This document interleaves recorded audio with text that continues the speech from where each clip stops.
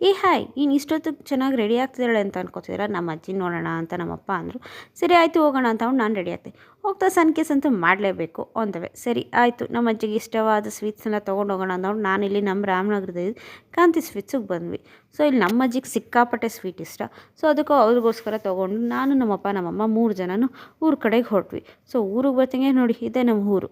So ಇಲ್ಲಿ ಬರ್ತಿಗೆ ನಮ್ಮಪ್ಪ ಹೋಗಿದ್ದೆ ಮಾಡೋಕ್ಕೆ ಫಸ್ಟ್ ಕಿತಾಪತಿನೇ ಅಲ್ಲಿರೋ ಕೋಳಿಗಳನ್ನೆಲ್ಲ ಆಚೆ ಬಿಟ್ಬಿಡ್ತಾರೆ. ಅದಕ್ಕೆ ನಮ್ಮ ದೊಡ್ಡಮ್ಮ ಅಂತೂ ಅಯ್ಯೋ ಕೋಳಿ ಅಂತ ಆಚೆ ಬಿಟ್ರಿ ಅಂತ ಇದು ಮಾಡ್ತಿರ್ತಾರೆ. ಸರಿ ನಮ್ಮಮ್ಮ ಮತ್ತು ನಮ್ಮ ದೊಡ್ಡಮ್ಮ ಇಬ್ಬರು ಫುಲ್ ಮೀಟಿಂಗು.